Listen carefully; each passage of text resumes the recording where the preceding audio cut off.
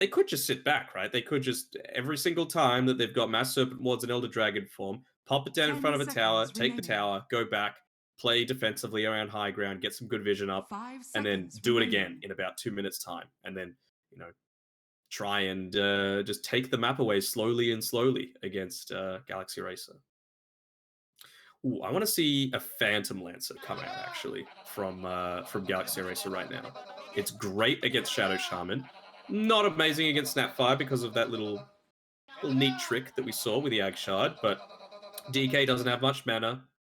Going to be able to do a lot of magic damage to the DK, so basically just make him a walking melee creep, or dragon if he's in his form, but no spell abilities. And same thing with the Shadow Shaman. It's hard to lock him down. It's not like a lion where you can mana drain on low cooldown to be able to break out some of these PL illusions. I want to see it. Yeah, they might wait till the 18th pick though. See what Neon go in their 17th. And if it's definitely not a way to deal with illusions, then they should feel pretty confident with doing so, because Neon are definitely lacking that regard. They themselves would go for a clockwork. Both teams actually would have loved the clockwork, because you want to jump the shaman. Now you got a way to also hunt the Snapfire Mortimer Kisses as well on the backline. PL looks great. Like, that does not make me worry at all about picking up a Phantom Lancer now. Nope, and you want that early diffusal blade as well, which is going to be good. Still, just going all in onto the team fight, huh?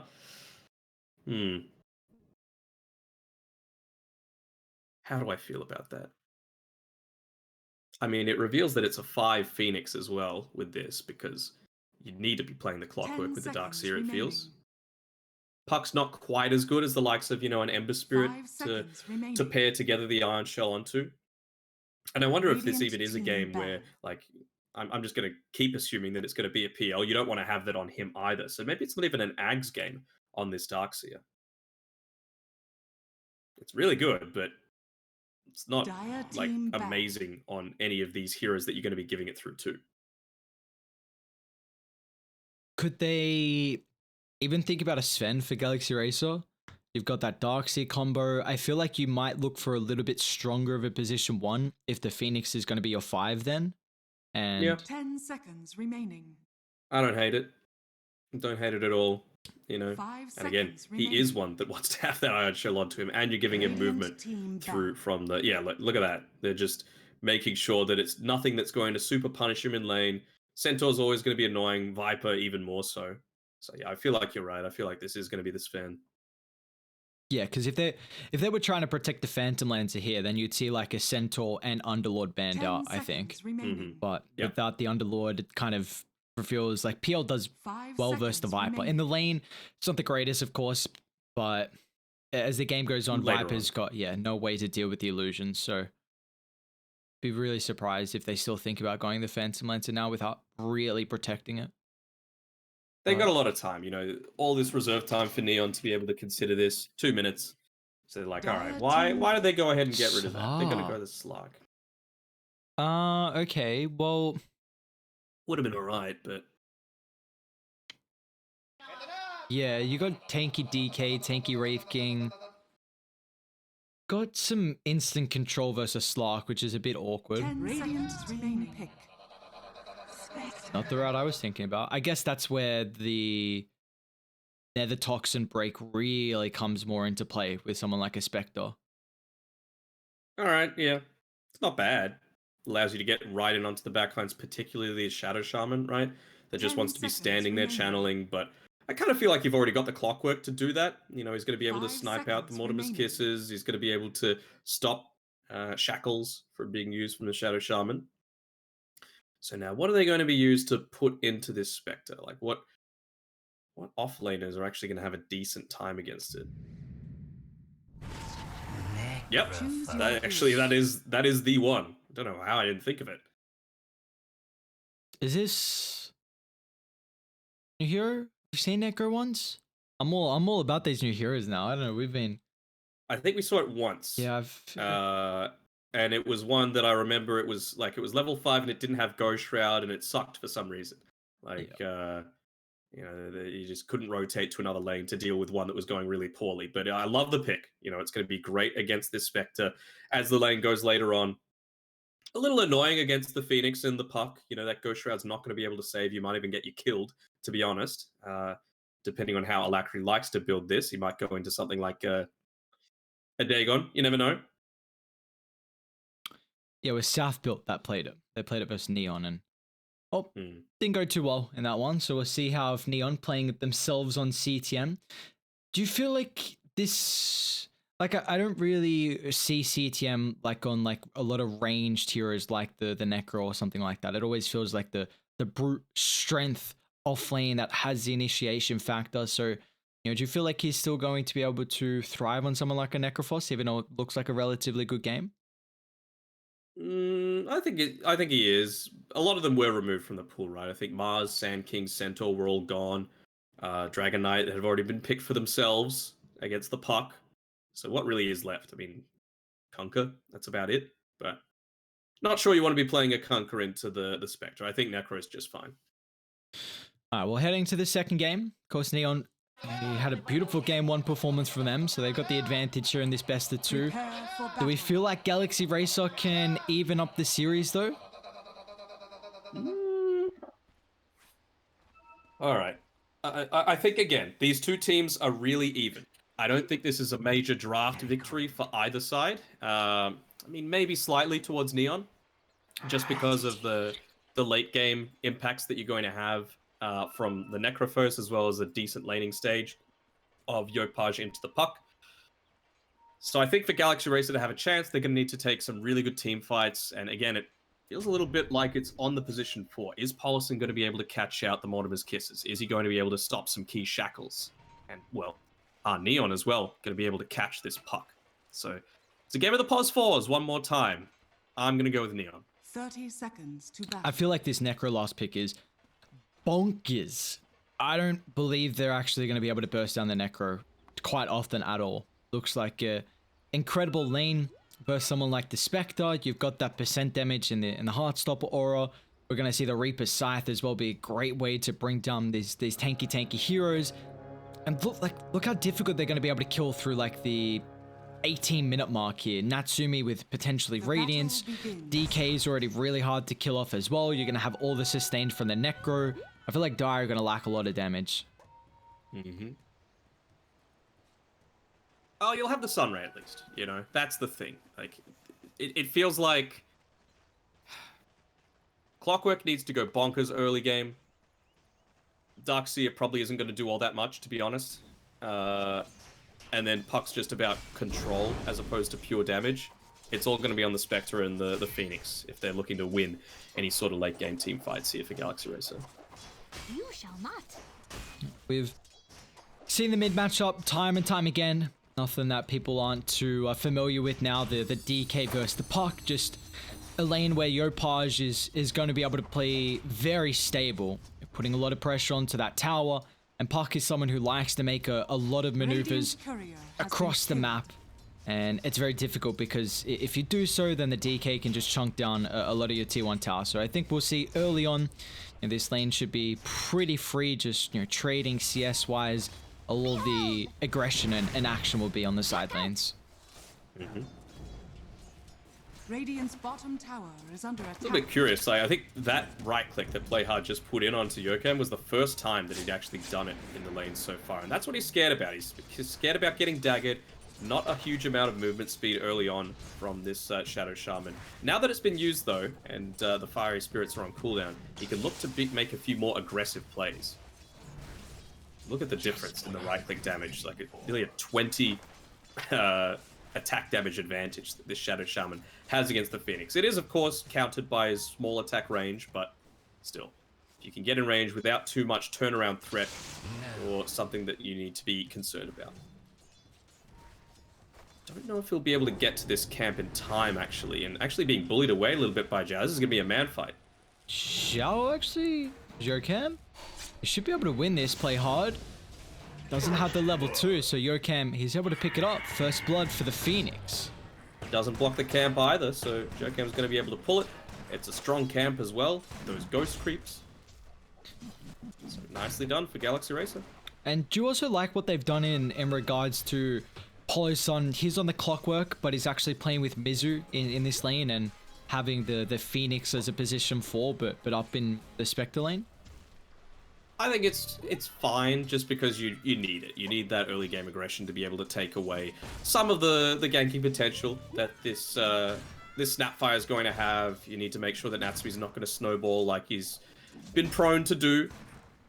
It's always going to be scary though, going up against like it's another stun into stun lane, right? Not quite as easy as the AA combination, but still pretty deadly.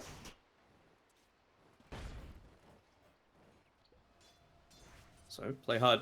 Not yet backing up his very strong Game 1 performance.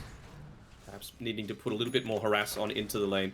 He's still... Well, okay, he's just hit up into his level 2. So things might have gone a bit differently if he was able to, you know, have that extra level counter into Yokam a little bit, you know. Bot lane, Polo. Get him hex for a second. Nice vac. Cogs just to safety. About 20 HP that Polosun's going to be able to survive on there. So you do see the aggressive heroes that Neon have in this bottom lane though, like a Wraith King, Snapfire. They're always able to be up in the face of Galaxy Racer's heroes. Iris Bit's been used now by Yokam, and again, another nice pull being put off. So they're just constantly trying to make space for In Your Dream to farm safely, but it's this annoying Necro into the Spectre matchup that you're just trying to dodge as much as you can. Hell, it even might end up giving more farm over to CTM as they snipe out some of these small camps. Yeah, and with having a Necrophos that can just be such a bully in the lane, it's really going to be a beacon for Yopaj if he wants that first rotation to head up to top.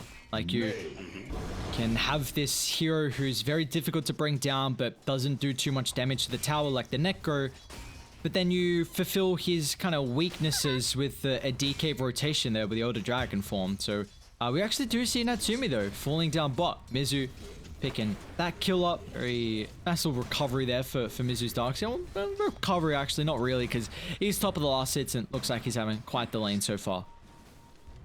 He is, and I mean, you had that time around the level 4 onto the Darkseer, so he was forced to put the vacuum in previously. He just leveled up the Surge. You have level 3 on Polosun, so they have that extra little bit of damage, you know, more than doubling the effect of the battery assault once you are level 3. So nicely done, respecting their own timings and immediately looking to make something happen with them. And they're just giving so much experience over to this Necro. I like it. Realizing that you don't have much in the form of a win condition. We've seen, even if you can have the best puck game of all time, it's not enough to win the game, especially against something like a Wraith King.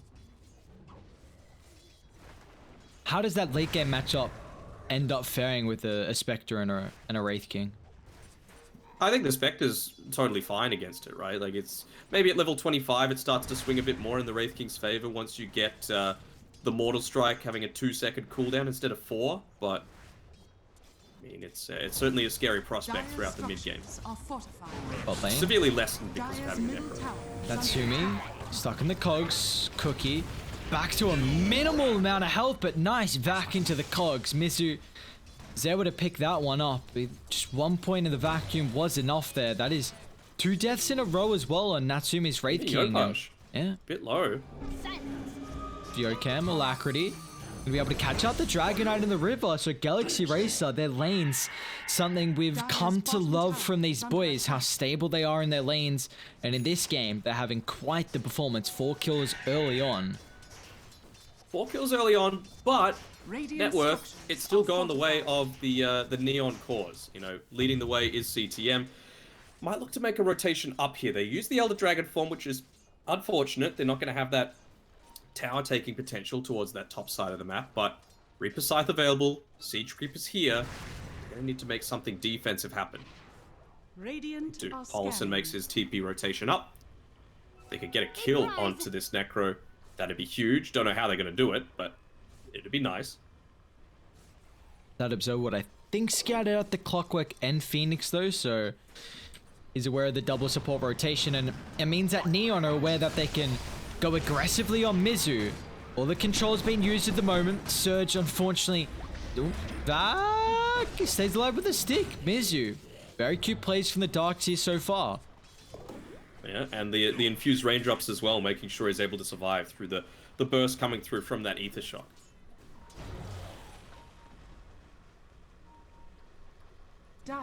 Wonder if we're going to see that rush in the Agnums as well, like we see so often for the Darkseers, or if it might be a little bit more of the early utility coming through.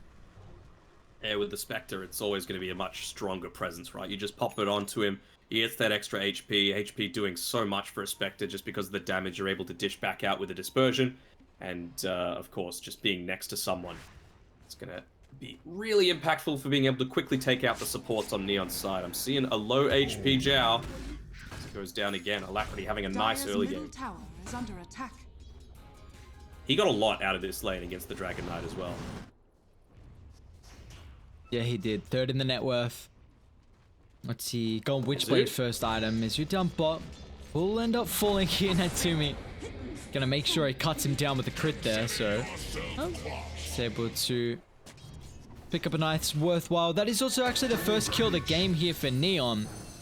Want to see a lot of the supports collapsing on mid though, with the DD on Yopaj, Elder Dragon form, looking to really put the aggressive front onto this T1 tower.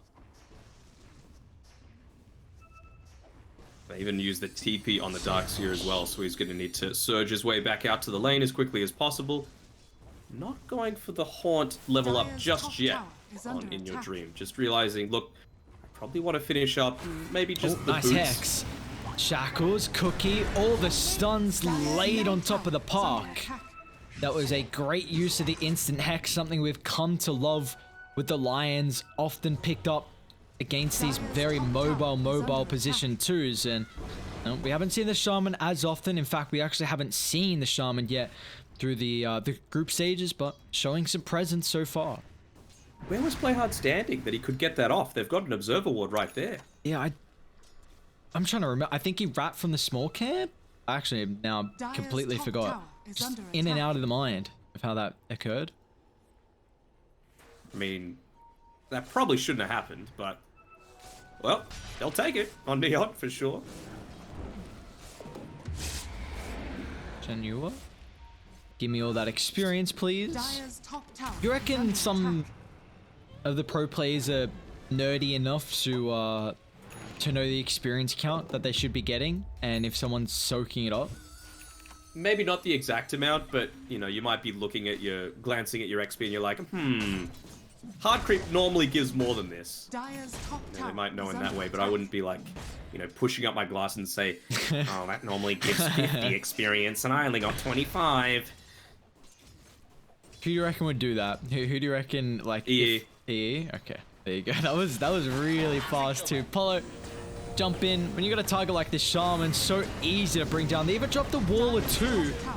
Drag back Natsumi. Gotta be careful. They're all TPing on top of the wall. Even gonna drop the supernova to the northern side. Mortimer kisses Polo. Nice position in the clockwork. However, he can't really run through the globs. He'll get surrounded by the kisses on the ground and burnt through. But, you know, like you were saying, the Wraith King didn't have any mana for the ultimate. So that's a big death for Natsumi. He's up to 3 now. Yeah. All play coming through from him. Kind of surprising as well. You know, they want to protect their tier 1 tower, of course. That is another big weakness that Galaxy Racer have. Their tower taking potential is really minimal right now, which means they got to try and check what's happening down towards this bottom side. Siege creep in your dream, just freely hitting the tower, and you can see immediately CTM responds to it. Beck, Hood, Fairy's Trinket on CTM. This is a top of the net worth Necrophos, and someone who it's going to take your whole load to bring him down, I think. Yeah. Very difficult. Let's see if they can do it. You brought up also, actually we might get much of an opportunity, Polo. There's a Sunray. Is that percent damage going to be enough? Silence, he's still got the mech, Hood as well, TPs aren't going to come through. No level up in the Ghost Shroud for that burst heal. They drop the coil as well. It's going to allow Die to reset the fight. They're not going to look to punish though with the coil split onto 2 heroes. Technically, these all belong. I feel like 1 point in the Ghost Shroud is such value, right? Like, the Heartstopper, it's annoying, sure, but how effective really is percentage damage this early on? I'd say quite minimal, and it's only 1 extra mana regen and health regen per level that you get from killing a creep. So I'd say it's a mistake that he doesn't have at least 1 point in it just yet. Behold, I'm out. Yeah, I'm trying to... They don't even have that much like magic burst as well. Like who's actually going to do Radiant's it? middle It's the tower path. Other than is under Alacrity. attack. Yeah, it's like, it's not even like...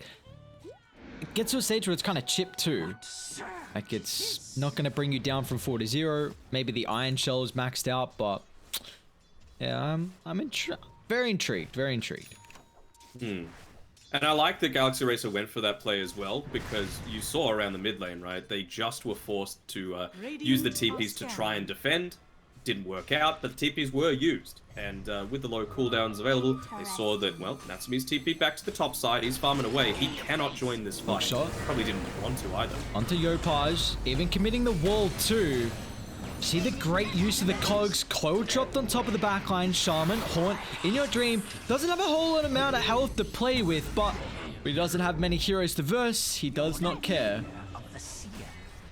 Can they take a tier 1 tower with this? They're going to need to be quick. Only 20 seconds left on the death timers now. You can see CTM. He's happy to just continue farming it up. Is under attack. Again, the downside, they can't take objectives really easily. Probably the best thing that they can hope for is getting that wall of replica, trying to get a DK illusion into it, but hasn't happened just yet. Is this something where we could see like a Phoenix Meteor Hammer? You know, we were seeing that sometimes on some heroes. I love the Spirit Vessel Rush. That's definitely something I'd go for, but do you think there could be a capability of a second item Meteor just because you are really lacking tower push? Yeah, possibly. I mean, what's Puck building as well? He's going into a Linken's, I suppose, yeah, just for that initial lockdown. But I was thinking, like, is this going to be one of those weird games where it's like a Desolator Puck? Probably not. So yeah, Meteor Hammer could be nice. Do it with flair. Thing is, the later the game goes, you're normally happy as a Spectre, but not against a Radiant's Necro. bottom tower has fallen. That Heartstopper, that Reaper's Scythe, always going to be great against you. There's so much value in the Lotus Orb this game. Like, look at the single target stuns that Radiant have. Wraith Fire Blast, Dragon Tail, Hex, Shackles, include the Scythe in that. So, you know, the Dark series, which is having a great game for Mizu, and that's really, really important because he's got Hood actually very close to Pipe. And then if he wants to lead that into more utility, they're gonna jump the They've got the Necro. Ghost Shroud This time, that's what they needed. Get him out of the cogs, means the Sunray's not going to do as much. He's still in a bit of a peculiar spot, but the back drag back onto 3. I'll drop the Supernova in the river, the Scythe to look to turn. Polisum will lose his life. Another egg, it's getting targeted thanks to the little Shredder from Januel. So 2 will fall on Galaxy Racer, even though it was a decent start to that engagement. But this time, the Necro just too hard to bring down. They didn't land the silence from the Waning Rift. That's the difference there. So he was able to just get on out, make sure he used the Ghost Shroud. He got really damn close to dying. I think he was only on about 100 HP or so, but still, just so quickly regen yourself with the 1 charges, with the Death Pulse, and he was back to being perfectly healthy. And that's a lot of space for Natsumi. Radiant's now completed for him, so he's top of the net worth. Absolutely loving life on the Wraith King. He's been having quite the free game, 2 points up in the reincarnation, and he's just going to continue to look to farm with these patterns now, but definitely can think about getting involved if need be. And even CTM himself, he's got a full pipe available for himself, so realizing that a lot of the damage coming out right now is magical. That's why they haven't been able to take more than just the 1 tower on the bot side of the map. And so, not only is he going to have that extra level of survivability, so is the rest of his team. Might go into the Lotus Orb himself next, to be honest, just to get out of that silence. I feel like if you're not silenced, you're going to be totally happy. And they have, what, 1 stun right now in the hookshot on Galaxy Racer. So, I think that is the perfect item for CTM to be going.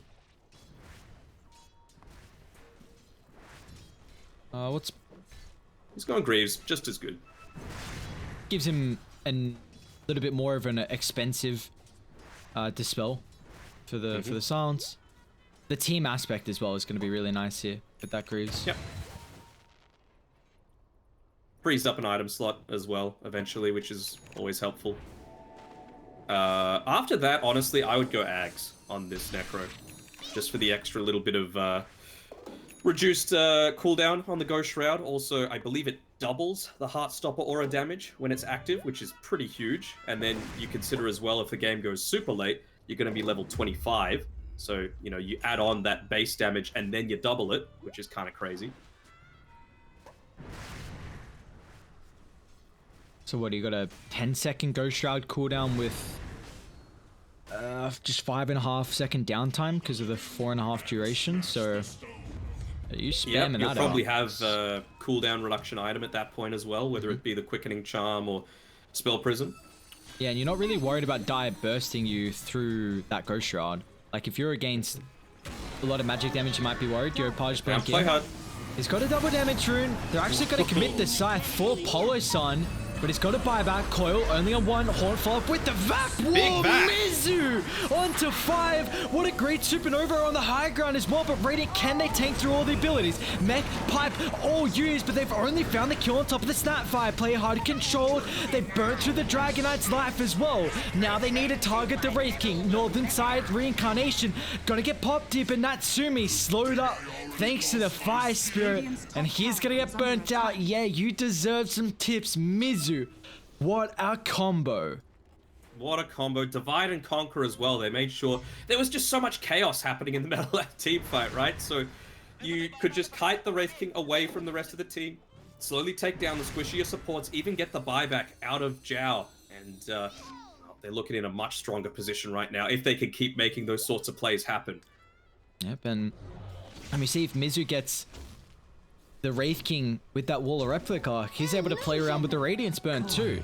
So that's always something you got to keep in mind. Itemizing versus the Darks here. Looks like he wasn't too worried about it this game. Of course, committing into it, but that is a scary prospect when we can see how Dire can initiate a fight like that. It was just a beautiful combo. The Supernova way too far away from anyone to be able to handle. That's the sort of fight where when he does eventually pick it up, the Greaves is going to be super helpful. It felt like Neon's heroes were low for quite a big amount of time. So being able to get out of that silence, cast the Death Pulse a couple of times in the team fights, but more importantly, even just when you're low HP, just having that extra little bonus that the Guardian Greaves gives. I believe it's like 16 HP regen and a few extra armor as well.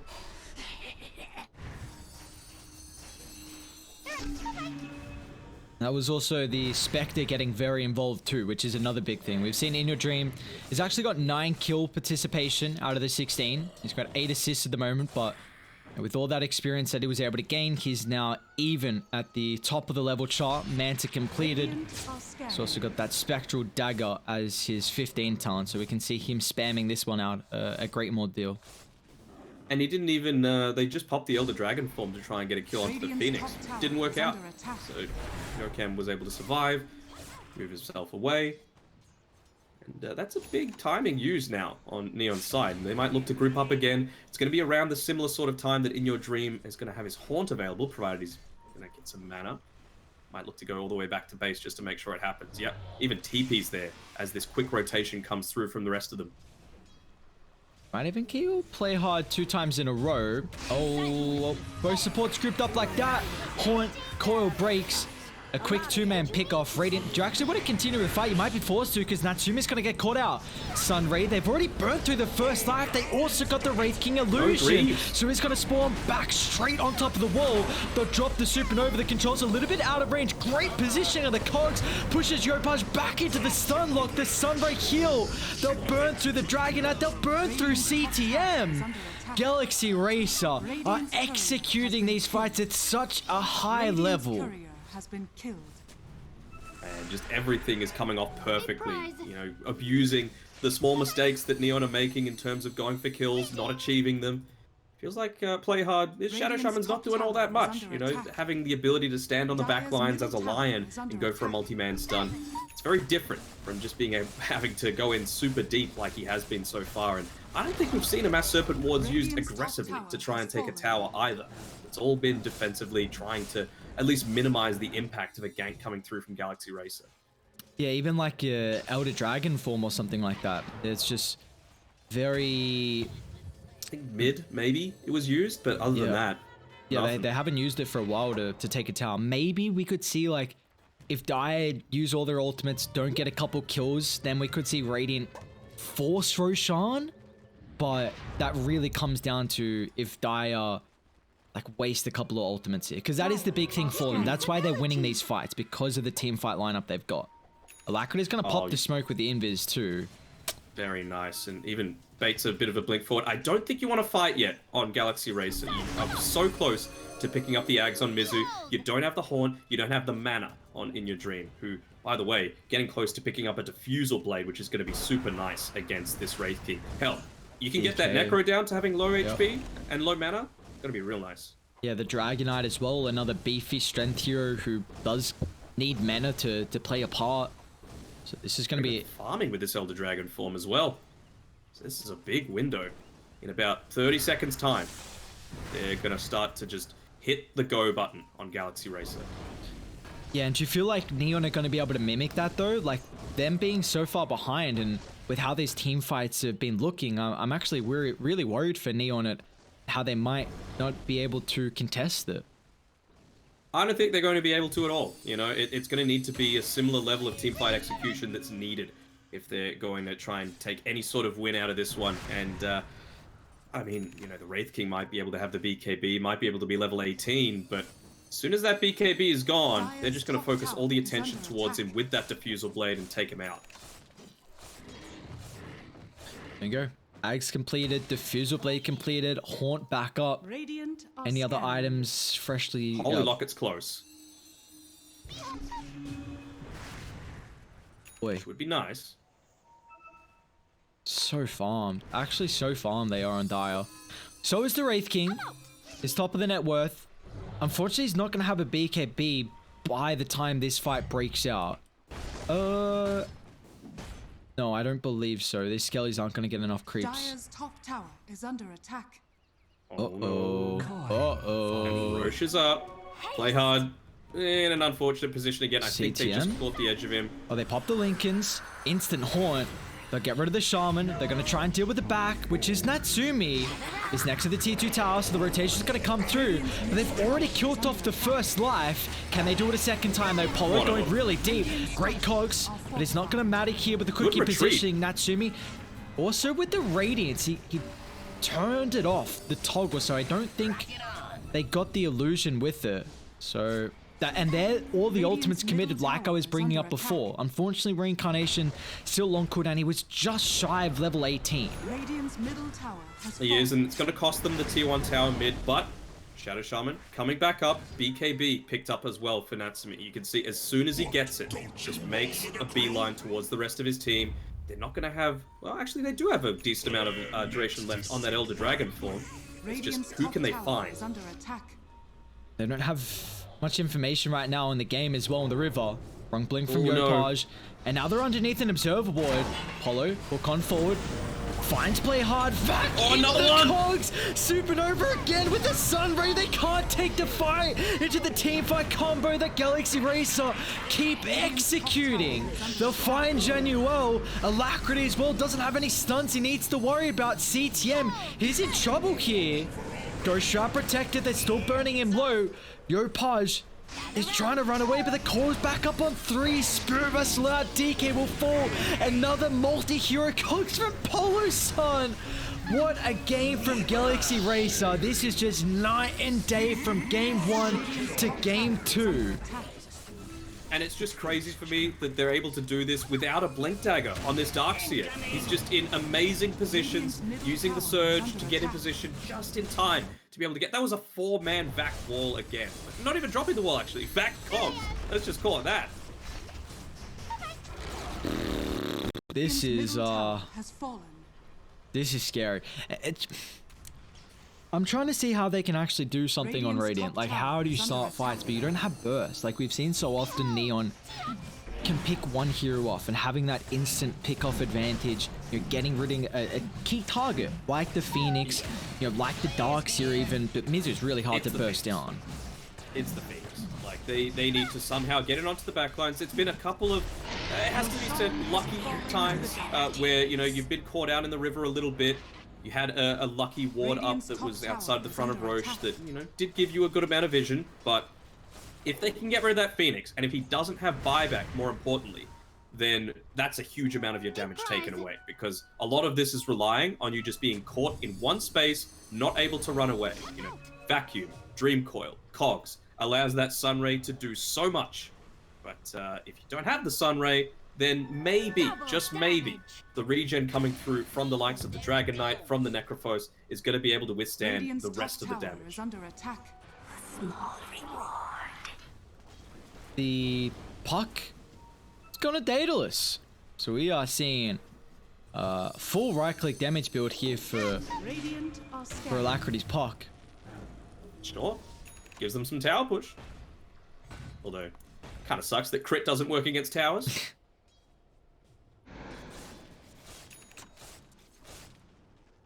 In Your Dream level 22, so he went the Spectral Dagger slow / bonus instead of the health. Radiant's bottom tower is under attack. I'm just going to need Joachim to pick up a neutralizer. It is 28 minutes and he doesn't have one. And I didn't want to call it out about 10 minutes ago. Did he just hear me and pick it up? Nope, it's one of his teammates. Radiant is smoked up. They wanted the quick pick off on the Spectre bot, but as soon as they saw everyone claiming the outpost, they had to just get out of dodge there. They're not in fighting shape. Down 14,000 gold. Down the Aegis as well. That's in the hands of the Spectre for another 3 minutes 15. Here we go. They're just continuing to move on forward. Ion Shell with the Ags. Makes Spectre that much tankier. Recently purchased Ultimate Orb. They've got 3 minutes left on this Aegis timing. Oh, even go in the Elven Tunic as well, huh? A little bit of extra evasion. Attack speed. Allow them to take down some of these towers a bit quicker. And are they just going to continue staying together on Galaxy Racer and let In Your Dream play his lone hand towards this top side? You know, keep multiple lanes pushing in, keep the threat there.